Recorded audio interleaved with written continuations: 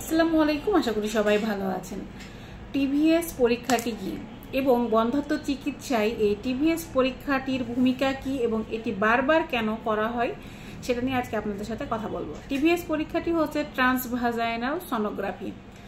আমরা normal ultrasonogram যেটা পেটের উপর দিয়ে করি সেটা হচ্ছে নর্মাল আল্ট্রাসোনোগ্রাম, কিন্তু মাসিকের রাস্তা দিয়ে একটা বিশেষ প্রবের যন্ত্রের মাধ্যমে যে সোনোগ্রাফিটা করা হয় সেটাকে আমরা বলি ট্রান্সভাজাইনাল সোনোগ্রাফি।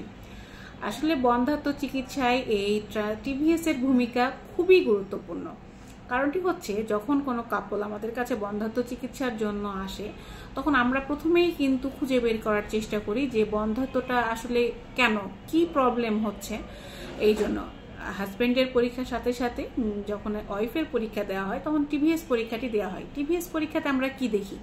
টিভিএস পরীক্ষা করতে দিয়ে আমরা দেখি যে জরায়ুটি ভালো আছে কিনা, জরায়ুর যে এন্ডোমেট্রিয়াল থিকনেস যেখানে বাচ্চা বসবে সেই লেয়ারটি ভালো আছে কিনা, টিউবটি কেমন আছে, টিউবে কোনো ব্লক আছে কিনা, এবং তার ডিম্বাশয়টি কেমন আছে, ডিম্বাশয়ে কোনো সিস্ট আছে কিনা, এসব দেখার জন্য কিন্তু টিভিএস দেওয়া হয়।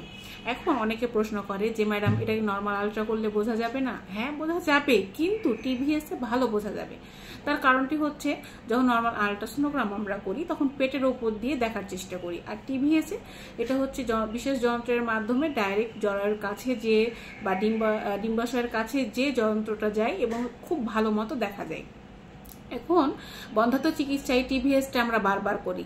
তার কারণটি হচ্ছে, টিভিএসটা হচ্ছে যে অনেকে আমরা বলি যে মাসিকের হচ্ছে যে ৫-৬তম দিনে করবেন, সেখানে আমরা কিন্তু একটা ডিম্বাশয়ে কতটুকু ডিম রিজার্ভ আছে সেটা দেখার জন্য করে থাকি, এবং মাসিকের ১২তম দিনে আমরা দেখে থাকি যে তার ডিমের সাইজটা কেমন আছে, ডিমের কোয়ালিটিটা কেমন আছে। যখন বন্ধ্যাত্ব চিকিৎসা আমাদের কাছে কেউ আসে, আমরা যখন ওভুলেশন ইনডিউস করার জন্য মানে ওষুধ দেয়, অর্থাৎ ট্রিটমেন্ট আরম্ভ করি ডিম ফোটার জন্য, তখন মাসিকের ১২তম দিনে ফলিকুলোমেট্রি যেটা আমরা বলি, অর্থাৎ ডিম্বাশয়ের সাইজ কোয়ালিটি দেখার জন্য কিন্তু মাসিকের ১২তম দিনে আপনাকে টিভিএস পরীক্ষাটি করতে দেওয়া হয়।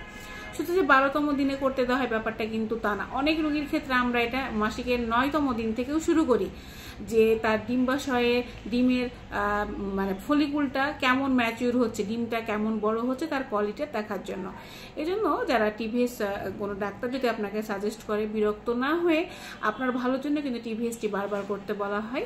টিভিএস করবেন, কারণ একটা ইনফার্টিলিটি চিকিৎসায় টিভিএস এর ভূমিকা খুবই গুরুত্বপূর্ণ।